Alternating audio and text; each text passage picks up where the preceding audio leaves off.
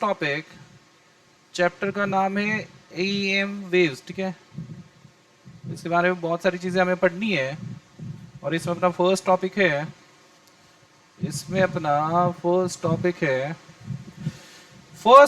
आपका इसमें displacement current, ठीक है। छोटी छोटी चीजें ध्यान से देखना, रट्टे वाली चीजें भी आएंगी, कुछ लॉजिकल चीजें भी है, ठीक है। कल ये चैप्टर अपना खत्म भी हो जाएगा। तो पहला करंट है एक डिस्प्लेसमेंट करंट है, ध्यान से सुनना ये क्या होता है। पहले तो नॉट इन सिलेबस, इस साल के सिलेबस से इसको टेम्पररी हटाया गया है, बट नीट के सिलेबस में भी होगा। और एक बार आप कंफर्मेशन भी कर लेना कि कितना पोर्शन हटा है, बिकॉज आई डोंट थिंक पूरा का पूरा कंप्लीट, पता नहीं, मतलब हो सकता है कि पूरा भी हट चुका हो, बिकॉज टॉपिक इतना छोटा है, तो ये हटा होगा तो पूरा ही हटा होगा, वरना हटा ही नहीं होगा, ठीक है। लेकिन हटा हुआ है इतना मेरे को पता है, ठीक है। इस चैप्टर से इसको डिलीट किया गया है, बट हम फिर भी पढ़ेंगे। कि मैं इसको समझाने के लिए आपको एक डायग्राम लेता हूँ। कोई मान लो कि ऐसा एक पैरेलल प्लेट कैपेसिटर है, ठीक है। मान लो कि एक पैरेलल प्लेट कैपेसिटर है, इसको एक बैटरी से कनेक्ट कर दिया हमने। अब जैसे बैटरी से कनेक्ट करोगे, यहाँ से यहाँ पे चार्ज पॉजिटिव आना स्टार्ट हो जाएगा, यहाँ से चार्ज इस तरफ मूव करना स्टार्ट करेगा, करंट इस तरह से फ्लो करेगा यहाँ से, जब तक ये पूरा चार्ज ना हो जाए। आपको बताता है कि जब हम स्विच ऑन करते हैं तो कैपेसिटर करंट बहने देता है, तब तक बहने देता है जब तक वो कंप्लीटली चार्ज ना हो जाए, ठीक है। अगर मैं इसके सरफेस को S1 बोल दूं, अब मान लो, इधर ध्यान देना सब लोग, अच्छे से देखना। आपको पता है कि दो प्लेट्स के बीच की इलेक्ट्रिक फील्ड कितनी होती है? इलेक्ट्रिक फील्ड होती है सिग्मा बाय एप्सिलॉन नॉट, या इसको आप Q बाय एप्सिलॉन नॉट ए बोल सकते हो। अब अगर चार्ज धीरे धीरे बढ़ रहा है तो इलेक्ट्रिक फील्ड भी धीरे धीरे बढ़ रही है। मतलब टेक्निकली यू कैन से कि इलेक्ट्रिक फील्ड यहाँ पे चेंज हो रही है, यहाँ पे इलेक्ट्रिक फील्ड क्या हो रही है? चेंज हो रही है। अब मैं बीच में एक सरफेस लेता हूँ, ध्यान से देखना। इस सरफेस को मैं S नाम देता हूँ, ठीक है। तो अगर मैं टेक्निकली स्पीक करूं तो इन सरफेसेस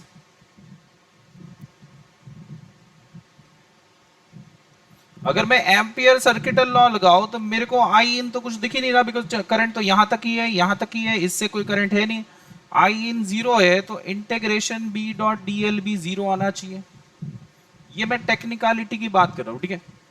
कि अगर मैं प्योर लॉजिक लगाऊं तो सरफेस, ये तो बीच वाला खाली जगह है ना दो प्लेट्स के बीच की, वहां से थोड़ी ना करंट वरंट कुछ फ्लो कर रहा है, वहां से थोड़ी ना चार्ज गुजर रहा है। चार्ज ऐसा थोड़ी ना कि हवा में उड़ के इस पे जा रहा है, ऐसा नहीं हो रहा। तो अगर यहाँ पे आई देखो तो जीरो होना चाहिए, integration b dot d l equal to क्या होना चाहिए? जीरो। बट जब मैंने इसको जस्ट स्विच ऑन की और जब ये कैपेसिटर चार्ज हो रहा था, मान लो कि मैंने इसके साथ एक गैलोनोमीटर रखा है, ठीक है। इफ वी कनेक्ट, ये सब चीजें आपको समझने के लिए लिख रहा हूं, ठीक है। Then it shows deflection. आपको ये सब एग्जाम के लिए नहीं लिखना, ठीक है। आपको समझ आए इसलिए मैं लिख रहा हूँ। इट शोज डिफ्लेक्शन, एग्जाम के लिए क्या लिखना मैं आप लिखूंगा भी। It shows deflection, that means क्या हो गया? कॉन्ट्रडिक्शन हो गया। तो मैं सोच के क्या चल रहा था? मैं सोच के क्या चल रहा था कि होना ये चाहिए था, बट जब मैंने गैलोनोमीटर लगा के देखा और जब धीरे धीरे जब इस पे चार्ज पड़ रहा था, तब तो गैलोनोमीटर ने डिफ्लेक्शन शो किया। इसका मतलब there must be some current, ठीक है। इस S के साथ कोई करंट एसोसिएटेड है। इसी करंट को हम डिस्प्लेसमेंट करंट ID बोलते हैं। इसी करंट को हम क्या नाम देते हैं? डिस्प्लेसमेंट करंट ID बोलते हैं। इसी करंट को इन्होंने क्या नाम दिया? डिस्प्लेसमेंट करंट नाम दिया। अब इसकी डेफिनेशन क्या दी इन्होंने? बताया कि इन्होंने फिर इसके लॉजिक बताया कि ऐसा क्यों हो रहा है। तो उन्होंने क्या बोला कि displacement current, current is the current which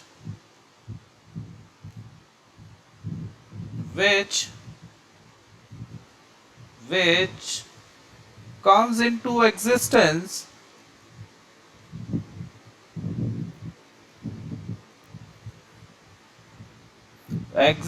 due to rate of due to rate of change of electric flux with respect to time, ठीक है, या due to change of electric flux, rate of change of electric flux, ऐसे लिखो, with respect to time मत लिखो because मैंने rate use कर लिया है, ठीक है। तो डिस्प्लेसमेंट करंट कौन सा करंट है? वो करंट है जो कि एग्जिस्टेंस में क्यों आ रहा है? Because there is rate of change of electric flux. अब इलेक्ट्रिक फ्लक्स कैसे चेंज होगी, ध्यान से देखना, एक मिनट। इलेक्ट्रिक फ्लक्स यहाँ पे कैसे चेंज हो गया कि जब चार्ज बढ़ रहा था, इलेक्ट्रिक फील्ड बढ़ रही थी, तो आपका इलेक्ट्रिक फ्लक्स होता है E इंटू एरिया, ये भी तो बढ़ रहा होगा। यहाँ पे cos थीटा लगाना है तो लगा देना, ये भी तो इंक्रीज हो रहा होगा। इस वजह से इन्होंने ऐसा बोला कि ये जो करंट है ये किसने प्रोड्यूस किया है? ये प्रोड्यूस किया है इलेक्ट्रिक फील्ड के बढ़ावे ने, या इलेक्ट्रिक फील्ड के चेंज होने की वजह से प्रोड्यूस हुआ है। इसका फॉर्मूला कैसे उन्होंने लिखा है? इसका फॉर्मूला होता है ID is equals to epsilon naught D phi E by D t. Displacement current का फॉर्मूला क्या है? ID equal to epsilon naught D phi E by D t, where phi is what? Electric flux. Phi यहाँ पे क्या चीज है? Electric flux, जो कि E डॉट ए या जो कि Q in by epsilon not होता है। ध्यान से देखना सारी चीजें अच्छे से, ठीक है। फाई को क्या नाम दिया उन्होंने? इलेक्ट्रिक फ्लक्स नाम दिया, जो कि क्या होता है? E डॉट ए होता है, या तो Q in by epsilon not होता है, ठीक है। कोई भी कराए मेरे से पूछना है यहाँ पे, ठीक है। इसको उन्होंने और तरीके से लिखा, ध्यान से देखना, कि डिस्प्लेसमेंट करंट को मैं ऐसा भी लिख सकता हूँ कि ID equal to epsilon naught d by D T of electric field into area cos theta cos zero, ऐसा मान लो, ठीक है, बिकॉज इलेक्ट्रिक फील्ड भी हॉरिजॉन्टल होती है, उसका एरिया वेक्टर भी हॉरिजॉन्टल आएगा, तो आप इसको epsilon naught A D by D t लिख सकते हो। ये एक और फॉर्मूला है डिस्प्लेसमेंट करंट का, प्लीज अच्छे से याद रखें सब लोग। क्या फॉर्मूला है? Epsilon naught A D by D T. फिर इन्होंने देखा कि इसको तो मैं ऐसे भी लिख सकता हूँ कि d by D T of, आपको पता है कि potential V equal to e d होता है, तो इलेक्ट्रिक फील्ड को आप potential difference upon separation D लिख सकते हो।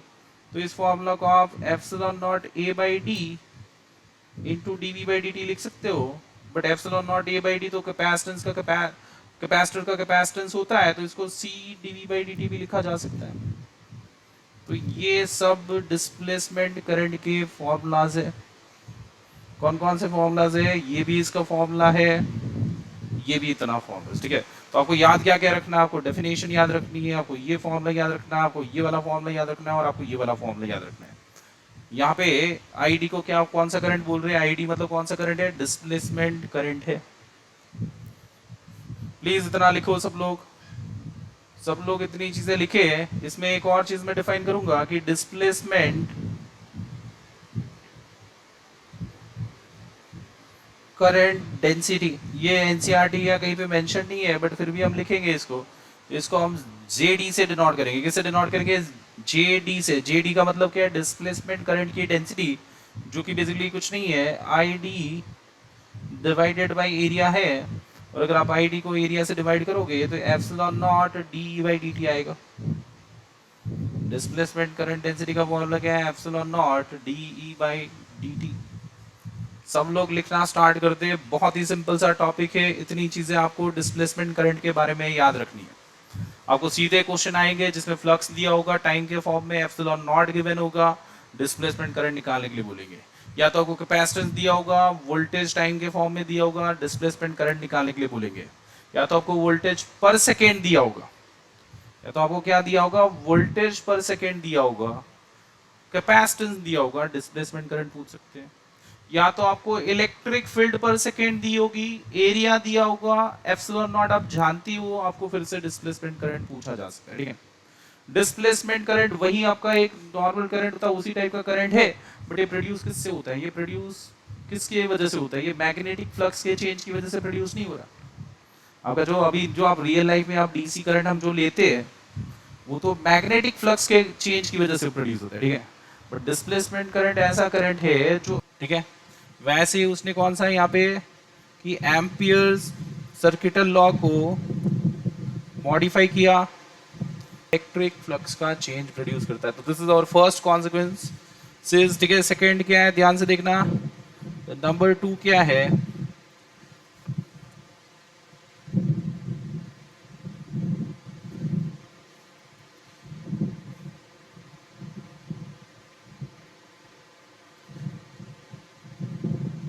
सेकेंड जो है कि it is the basis of Maxwell's, it is the basis of what, Maxwell's electromagnetic theory. दूसरा जो कॉन्सिक्वेंसेस है क्या है कि ये मैक्सवेल की इलेक्ट्रोमैग्नेटिज्म की जो थ्योरी थी उसका बेसिस बन गया, ठीक है। तीसरा जो कॉन्सिक्वेंसेस है कि finally we get important link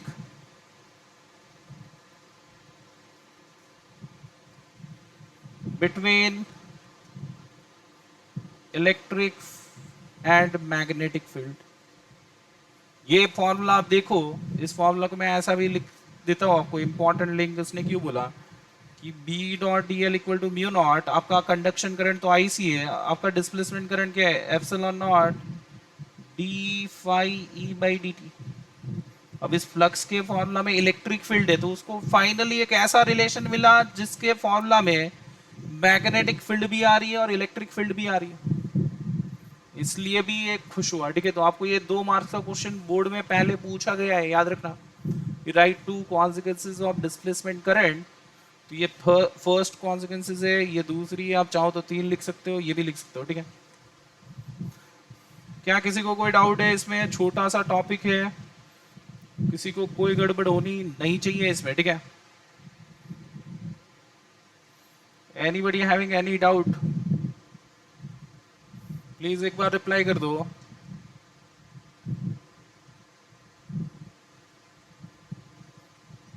कोई दिक्कत नहीं है, राइट।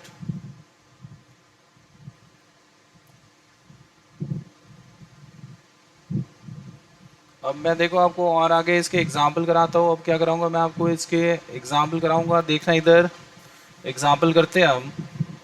पहला एग्जाम्पल कि आपको एक पैरेलल प्लेट कैपेसिटर दिया है, क्या दिया है, एक पैरेलल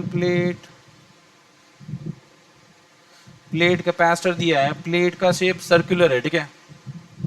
प्लेट कैसे शेप की सर है, एक सर्कुलर। बार थर्ड पॉइंट दोबारा दिखा दो। एक minute, my battery is running low, just a minute. Third point भी दिखा दूंगा, ठीक है। दिख रहा है अब third point? Yes sir. Yes आप लिख लो, मैं तब तक इसको क्वेश्चन लिख देता हूँ। एक पैरेलल प्लेट कैपेसिटर है, सर्कुलर प्लेट से उसकी रेडियस है उसकी 10 सेंटीमीटर एंड सेपरेशन दो प्लेट्स के बीच में 0.5 मिलीमीटर। वैसे आई डोंट थिंक इसकी जरूरत पड़ेगी आपको। Capacitor is being charged at a uniform rate by applying a changing potential difference between the two plates। अगर आपको बोला है कि इलेक्ट्रिक फील्ड का रेट ऑफ चेंज 5 into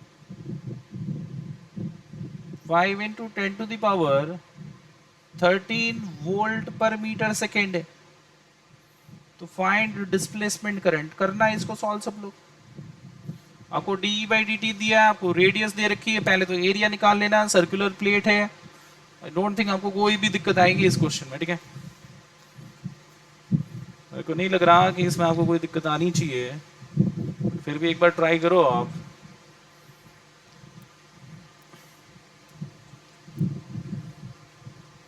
कईयों का आंसर भी आ चुका है लग रहा है, ऐसे क्यों लग रहा है? ना ऐसा तो नहीं हुआ, ठीक है। कौन सा फॉर्मूला लगाओगे, आई डी इक्वल टू क्या है, इसका सोल्यूशन क्या लिखोगे बताओ। Epsilon naught A D by D T. मैंने आपको 3 फॉर्मूला बताए थे, तीनों याद है ना। तो एप्सिलॉन नॉट का वैल्यू कितना, 8.85 इंटू 10⁻⁻12। एरिया का फॉर्मूला कितना, पाई इंटू आर स्क्वायर, तो 10 का स्क्वायर कितना, 100 सेंटीमीटर स्क्वायर, तो ये 10⁻⁻2 हो जाएगा। Into D by D T कितना है, 5 इंटू 10⁻13, तो -14 -10, 8 5 सा 40, 40 इंटू 3 कितना 1। फिर से बता दे रहा हूँ मैं, ठीक है, इतना ज़्यादा दिमाग नहीं लगाना। A sinusoidal voltage is applied directly across an 8 microfarad capacitor. Capacitor कितने का? 8 microfarad है, ठीक है. The frequency of the source is 3 kilohertz. Frequency कितनी है? 3 kilohertz है, sinusoidal voltage है, and the amplitude of voltage is 30 volt. To find the displacement current between the plates of the capacitor. क्या निकालना है आपको? डिस्प्लेसमेंट करंट निकालना है. अब साइनोसॉइडल वोल्टेज है, साइनोसॉइडल वोल्टेज तो इसको अज्यूम कर लो E naught sine omega T. E naught 30 है, साइन ओमेगा कितना आएगा? 3 किलो हर्ट्ज, मतलब 3000 हर्ट्ज है. और आपको पता है omega equal to 2 pi f होता है, तो क्या करेंगे हम इसको लिखेंगे हम 2 pi into 3000 hertz into T. ये आपका ईएमएफ हो जाएगा. क्या ये सबको समझ आया है? यहाँ पे रीजन क्या लिखोगे? रीजन लिखना है, लिख दो कि therefore omega equal to 2 pi f, तो 2 पाई इंटू 3000.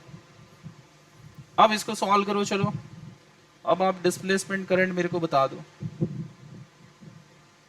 मैंने मेन पार्ट आपको बताया, आप मेरे को आंसर बताओ. खुद ट्राई करो. देखो मैं इतना देख नहीं पाऊंगा, बट आप खुद ट्राई करो. क्या फॉर्मूला है अपना? ये ई नॉट क्या है? मैग्नीट्यूड है, सॉरी एम्पलीट्यूड है ईएमएफ का. जबकि यहाँ पे एप्सिलॉन नॉट क्या आएगा? ये वाला एप्सिलॉन नॉट आपकी परमिटिविटी होगी. तो epsilon naught D phi E by D T. इसका मैंने एक और फॉर्मूला बताया था आपको, C into D we by D T. अब आपको सी दिख रहा है कितना? 8 into 10⁻⁻6 into D by D T of, इसका डिफरेंशिएशन करना है आपको.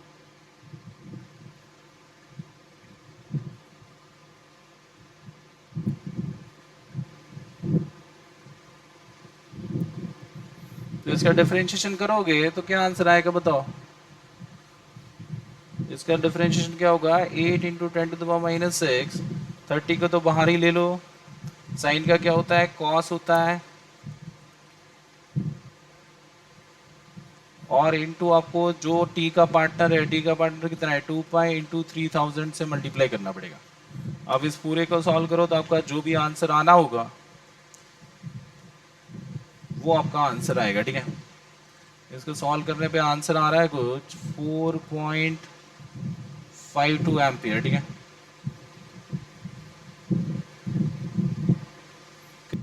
एक मिनट.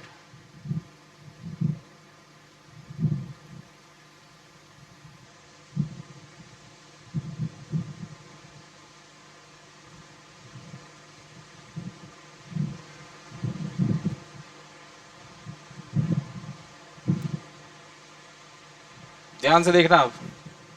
Now topic number 2. इसी में इसके बेस पे मैक्सवेल ने अच्छा खासा जनरलाइजेशन कर दिया. इसके बेस पे मैक्सवेल ने क्या किया? अच्छा खासा जनरलाइजेशन किया और उसको उसने नाम दिया कि मैक्सवेल्स इक्वेशन. क्या नाम दिया? मैक्सवेल्स इक्वेशन ऑफ, अब थोड़ा बहुत रट्टा है, ऑफ इलेक्ट्रोमैग्नेटिज्म. इसको क्या बोलते हैं? Maxwell's equation of electromagnetism. ध्यान से देखना. तो उसकी पहली इक्वेशन क्या थी? कि integration e dot d s is equals to q in by epsilon naught. इसको कौन सा लॉ बोलते हैं? गॉस लॉ या गॉस थ्योरम. ठीक है, फिर कौन सा था? Integration b dot d s, ये कितना होता है? ये आपने पढ़ा था. इसको बोलते थे Gauss law for magnetism.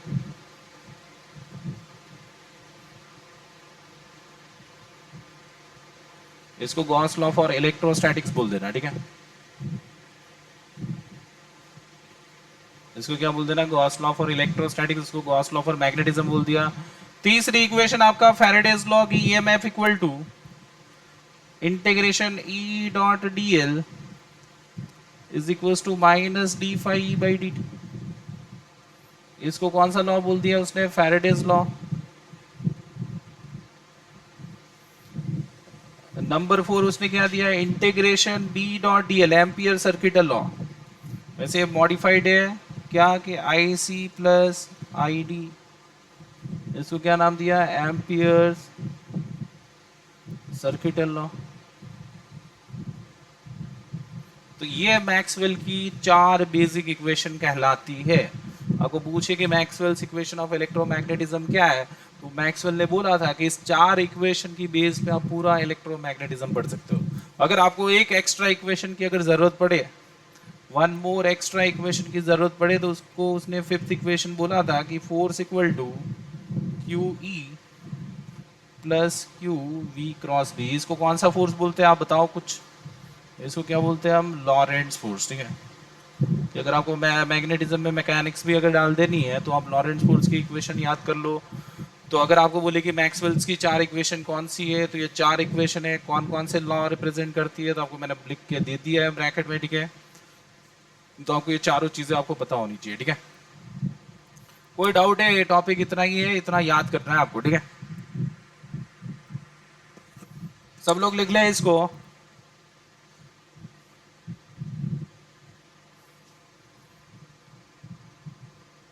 EM waves का डिस्कशन करते हैं। हमने पहले तो जनरलाइज मैक्सवेल का डिस्कशन किया, अब हम किसका डिस्कशन करते हैं? ईएम वेव्स का। ध्यान से देखना। तो पहले तो ईएम वेव्स के सोर्सेज पढ़ेंगे। आप ईएम वेव्स जानते तो हुई कि होती क्या है। सबसे पहला कौन सा होता है? गामा होता है, फिर एक्सरे होता है, फिर यूवी होता है, फिर विजिबल, फिर इंफ्रा, फिर माइक्रो एंड फिर रेडियो। ठीक है, तो 7 आपकी बेसिकली ईएम वेव्स होती है। कॉस्मिक रेज ईएम वेव्स में कंसिडर की नहीं जाती। ध्यान से देखना, कॉस्मिक रेज क्या होती है? जब हाई एनर्जी पार्टिकल्स कोई हैवी न्यूक्लियस से टकराता है, तब जो एनर्जी रिलीज होती है, तब जो रेडिएशन होती है, उसको कॉस्मिक रेज बोला जाता है। तो ईएम वेव्स में बेसिकली होती नहीं है, बट जब कॉस्मिक रेज रिलीज होती है ना, तो साथ साथ में बहुत पावरफुल गामा रेडिएशन भी छूटती है उसके साथ। ठीक है, इसलिए कई लोग बोलते हैं कि कॉस्मिक रेज इलेक्ट्रोमैग्नेटिक वेव्स में होती है, बट कॉस्मिक रेज कभी भी इलेक्ट्रोमैग्नेटिक वेव्स में कंसिडर की जाती नहीं है। तो ये वेव्स के बारे में आप थोड़ा बहुत हम जानती हैं। इनकी वैक्यूम में स्पीड कांस्टेंट होती है, सारी की सारी वेव्स की। उनकी फ्रीक्वेंसी वेवलेंथ से फर्क नहीं पड़ता है स्पीड को, बट अलग अलग मीडियम में स्पीड चेंज होती है इनकी। ठीक है, तो पहले तो मैं इसके बारे में क्या बताऊंगा, ध्यान से देखना। पहली बात जो हम करेंगे वो करेंगे इसके सोर्सेज। ठीक है, एक कलर दिख रहा है आपको अच्छे से? पहली बात जो हम करेंगे, इसके किस चीज की बात करेंगे? इसके सोर्सेज की। I don't think this colour is appropriate.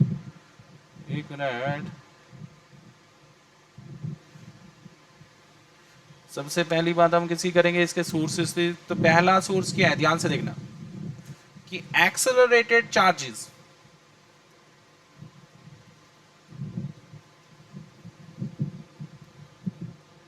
Emit EM waves.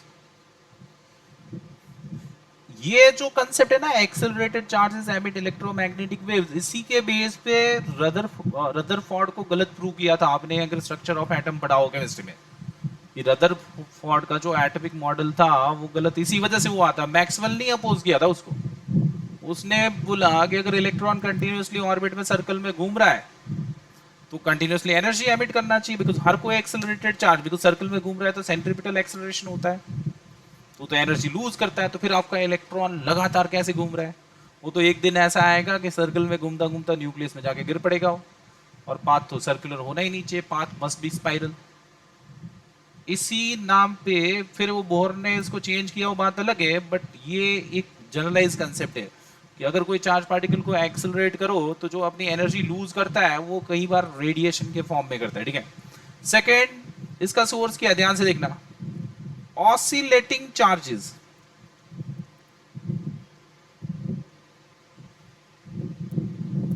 Like in LC oscillation. नहीं अपना, हमने अभी अभी रिसेंटली एलसी ऑसिलेशन पढ़ा था। मैंने क्या बोला था कि एलसी ऑसिलेशन में एक कैपेसिटर है, उसको Q माइनस क्यू चार्ज दे दो, उसको एक इंडक्टर के साथ लगा दो।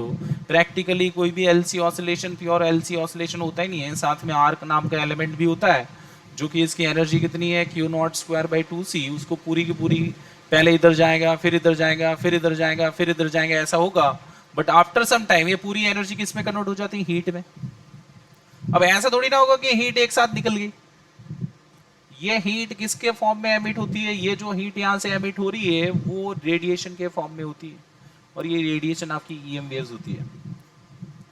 समझ आ रहा है आपको? एलसी ऑसिलेशन में रेजिस्टर, जिसकी वजह से हमने आपको बताया एक्सटर्नल ड्राइविंग वोल्टेज रखा था, ये जो एनर्जी लूज हो जाती है, डिसिपेट होती है, वो किसके फॉर्म में होती है? इलेक्ट्रोमैग्नेटिक वेव्स के फॉर्म में होती है, ठीक है। इसकी कुछ कुछ अच्छी बातें भी ध्यान से देखना है, ये पूरा आपको लिखने की जरूरत नहीं है। एक मिनट, इसको मैं हटा ही देता हूँ, ये मत लिखना, ठीक है सब लोग।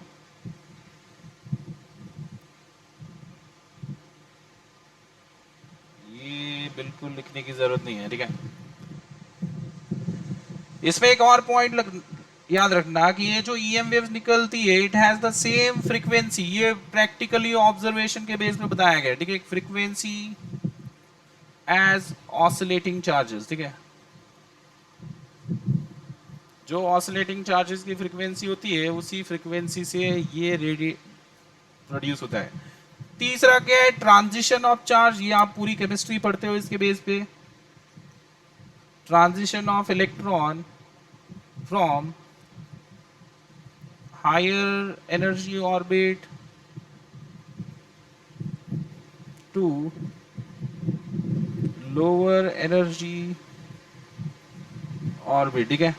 हायर एनर्जी ऑर्बिट से लोअर एनर्जी ऑर्बिट में जब इलेक्ट्रॉन शिफ्ट होता है, तब भी वो जो आपको पता है कि जब इलेक्ट्रॉन n=2 से n=1 में जाएगा तो फोटोन रिलीज करता है। आपने ये पढ़ा भी होगा, जिसको हम लाइमन सीरीज का फोटोन बोलते हैं। आपने पढ़ा है ना सबने, लाइमन, बाल्मर, ये सब। हाँ, फिजिक्स में भी आएगा अभी ये सब चीजें। तो वो एक फोटोन क्या होता है? एक इलेक्ट्रोमैग्नेटिक वेव्स ही होती है, ठीक है। एंड नंबर 4, इसका फोर्थ सोर्स क्या है कि when a fast moving electrons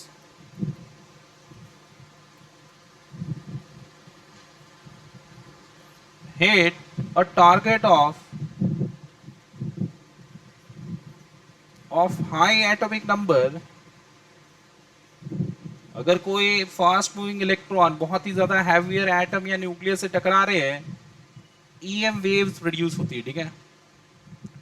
तो आपको 2-3 तो याद रख ही लेने चाहिए, टेक्निकली तो आपको सारे रखने चाहिए, एनसीईआरटी में चीज मेंशन्ड है, तो आपको ये याद रखनी है, ठीक है। कौन कौन से करते हैं ईएम वेव्स के सोर्स? कौन से? Accelerated charges, oscillation, oscillating charges मतलब ट्रांजिशन ऑफ इलेक्ट्रॉन, ये तो आप पहले से जानते थे, इसमें मेरे को बताने की जरूरत नहीं थी। इसके बेस पे आपने डी ब्रॉगली वेवलेंथ ये सब पढ़ रखा है।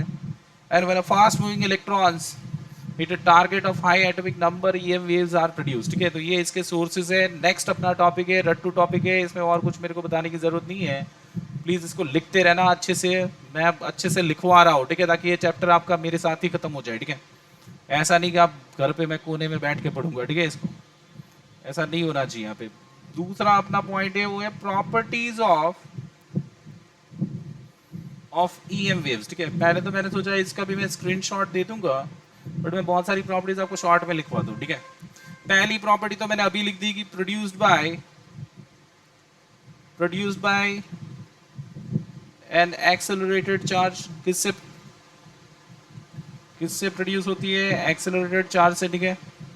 सेकेंड पॉइंट क्या है? सारी जितनी भी एक्सप्लेन करने लायक होगी मैं बता दूंगा आपको।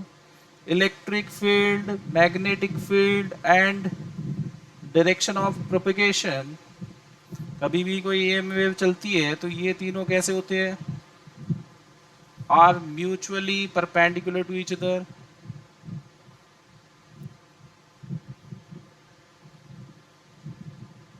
मतलब अगर ये इलेक्ट्रिक फील्ड है, ये वेव की डायरेक्शन है प्रोपेगेशन की, तो आपकी मैग्नेटिक फील्ड इस तरह से होती है। ये तीनों आपस में कैसे होते हैं? परपेंडिकुलर होते हैं, ठीक है। ध्यान से देखना है। Electric field, magnetic field and velocity तीनों आपस में कैसी होती है? परपेंडिकुलर होती है, ठीक है। नंबर 3 याद रखना, they are transverse in nature. इनका नेचर कैसा होता है? ट्रांसवर्स होता है। ध्यान ध्यान से देखना, ये ट्रांसवर्स नेचर है, इसलिए पोलराइजेशन हो सकता है। पोलराइजेशन एक कंसेप्ट है जो हम आगे पढ़ेंगे। Polarization can occur due to that transverse nature. Polarization can occur, polarization ये होता है कि इलेक्ट्रिक फील्ड के वाइब्रेशन को एक फिक्स्ड डायरेक्शन में रिस्ट्रिक्ट करना। बट ये पूरा टॉपिक है तो इसके बारे में अभी ज्यादा डिस्कशन नहीं करूंगा, मैं आपको पढ़ाऊंगा पूरा, ठीक है। मैं थोड़ा सा अगर आप चाहो तो बता देता हूँ कि जनरली कोई लाइट वेक्टर होता है ना, तो उसके इलेक्ट्रिक फील्ड वेक्टर ऐसे अलग अलग जगह पे रैंडम होते हैं। वो ये चीज श्योर करते हैं कि बी और वी तीनों म्यूचुअली परपेंडिकुलर, बट यहाँ पे मान लो वी ऐसा है, यहाँ पे इलेक्ट्रिक फील्ड वेक्टर ऐसा है, यहाँ पे इलेक्ट्रिक फील्ड वेक्टर ऐसा है, यहाँ पे इलेक्ट्रिक फील्ड वेक्टर ऐसा है, जेड ये दूसरे प्लेन में, ठीक है। ऐसा मत बोलना कि ये सर थीटा तो अब 90 बन ही नहीं रहा, ये ऐसा नहीं है, टेढ़ा रखा हुआ है पूरा, ये पूरा इस टेढ़ी डायरेक्शन में है, मतलब ऐसा कि आप ऐसा मान लो कि ये वाली लाइन के ऐसे परपेंडिकुलर इनवर्ड आउटवर्ड डायरेक्शन में इसको रखा है, ठीक है। तो अलग अलग इलेक्ट्रिक फील्ड वेक्टर ये प्रिंसिपल तो फॉलो करते ही करते कि e b and v are perpendicular, but सारे इलेक्ट्रिक फील्ड वेक्टर एक दूसरे के पैरेलल नहीं होते।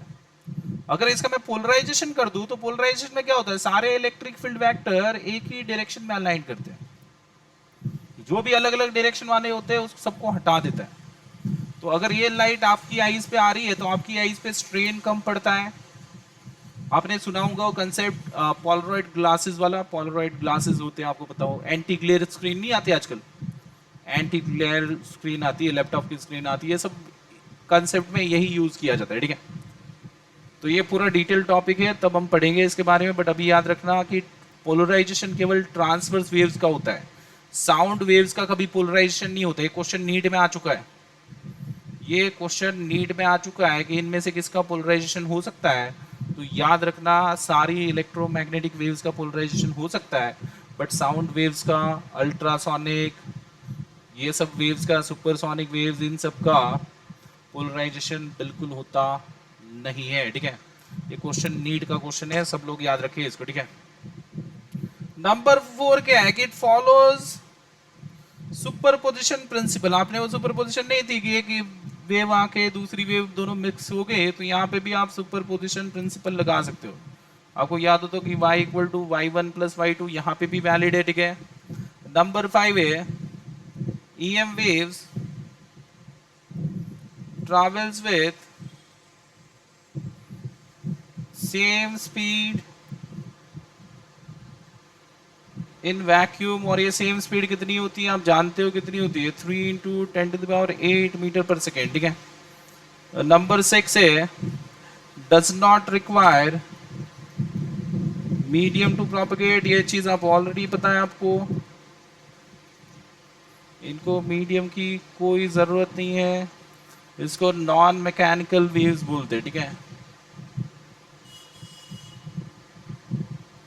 इनको कैसी वेव्स बोलते हैं, नॉन मैकेनिकल वेव्स, ठीक है। ध्यान से देखना। नंबर 7 ऐसा कोई पॉइंट आएगा मैं डेफिनेटली एक्सप्लेन करूंगा।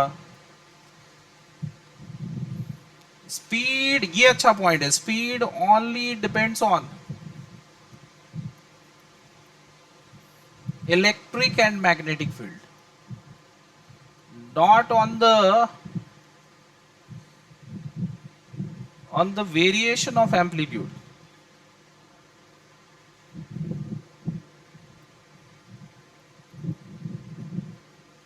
ध्यान से देखना, जैसे कि वैक्यूम में ये पॉइंट बहुत ही काम का है, स्पीड ऑफ लाइट को ऐसे डिफाइन करते हैं, ये चीज जानते हो आप,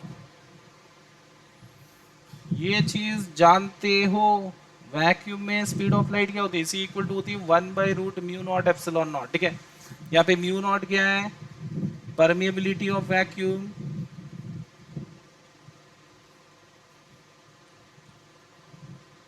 एंड ε0 क्या है, परमिटिविटी ऑफ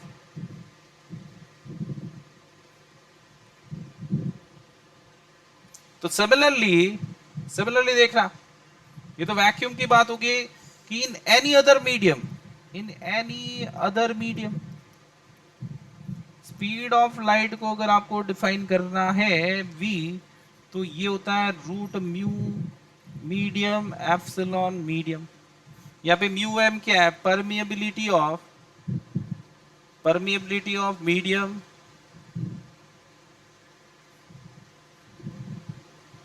एंड यहाँ पे एप्सिलॉन एम क्या है, परमिटिविटी ऑफ मीडियम, ठीक है।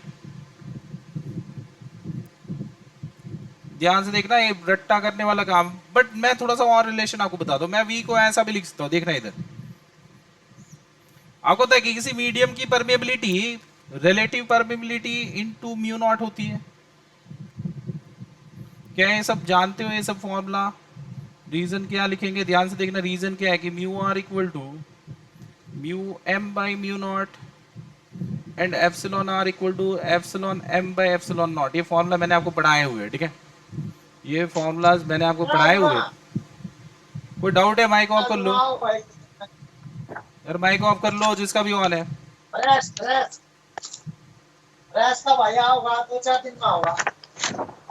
कौन है यार ये? मैग्नेटिक फील्ड कौन सी एक्सिस के अलोंग है? Y axis. तो मैग्नेटिक फील्ड ऐसे जेड एक्सिस के अलोंग होगी, और मैग्नेटिक फील्ड का एम्पलीट्यूड कुछ और हो सकता है, ध्यान से देखना।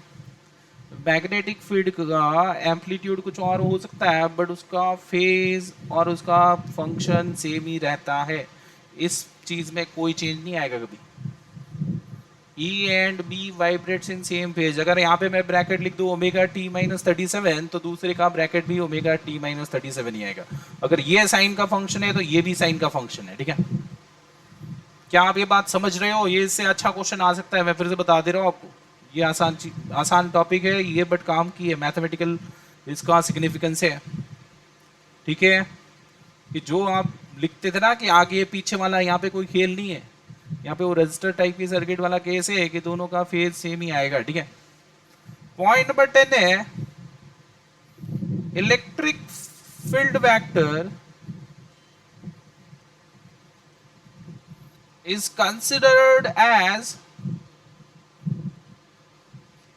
light vector।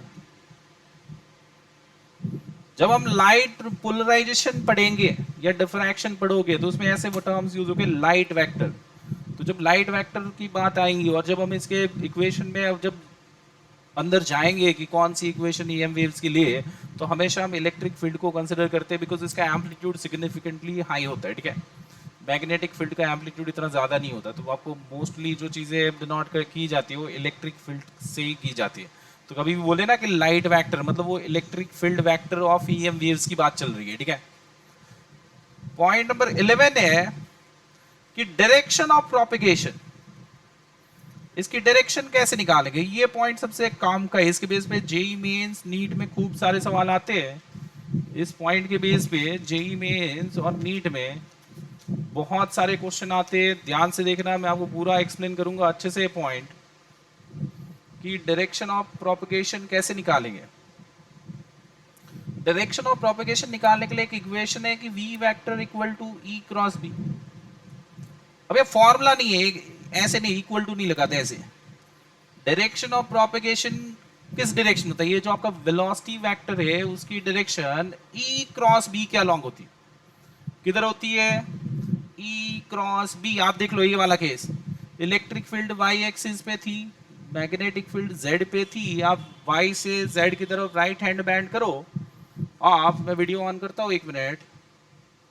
मेरी वीडियो दिखाई दे रही है आपको? मैंने लेकिन कैमरा लगा नहीं रखा और मैंने स्क्रीन शेयर कर रखी तो आपको दिखेंगी भी नहीं, सॉरी। बट आप ये हैंड घुमाने वाला काम करो, ई से बी की तरफ हाथ घुमाओ। सब लोग ट्राई करें।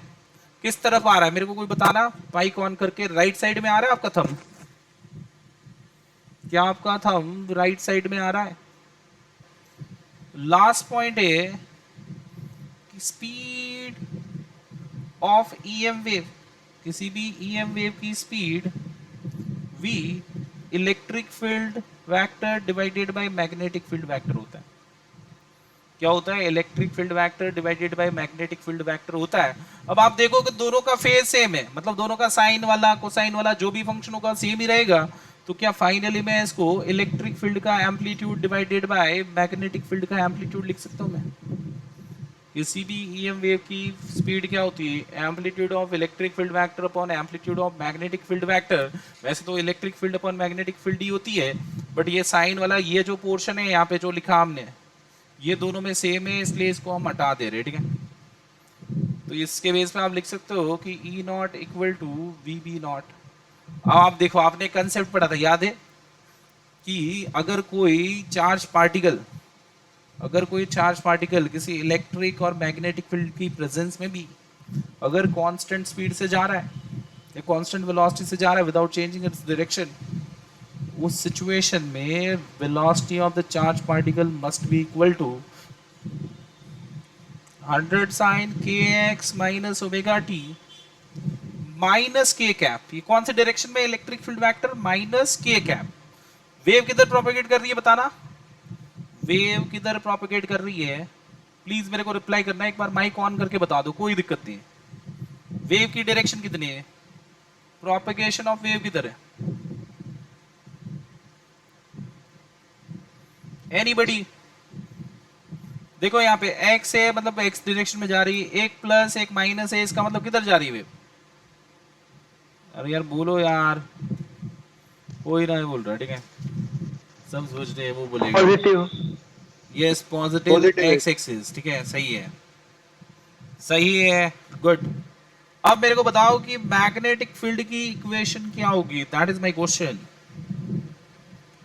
What is the equation of magnetic field? First of all B not निकालो, चलो ये वैक्यूम में प्रोपेगेट कर रही है और स्पीड सी 3 इंटू 10⁸ मीटर पर सेकेंड ले लेना। वैसे अब मैं एक और चीज बता रहा हूँ, इसमें होता क्या पता है, वो यहाँ पे लिख के देंगे आपको ओमेगा और के, तो आपको speed v equal to omega by k करके निकालनी होती है। सब लोग मेरी बात सुन ले, यहाँ पे तो मैंने आपको अलग से दे दिया कि वैक्यूम में प्रोपेगेट कर रही है इतनी स्पीड है, बट एग्जाम में यहाँ पे t के पार्टनर में कुछ कुछ लिखा होगा, x के पार्टनर में कुछ कुछ लिखा होगा, तो उससे आपको इस फॉर्मूला का यूज करके स्पीड निकालनी होती है, ठीक है।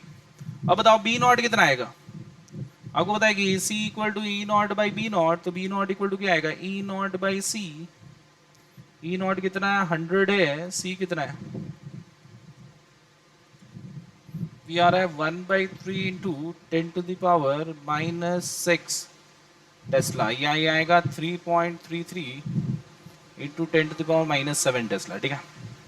ये अपना बी नॉट आ गया, फेज सेम ही है, तो बी नॉट बी की इक्वेशन क्या आएगी, 3.33 into 10⁻⁻7 sine kx minus omega T.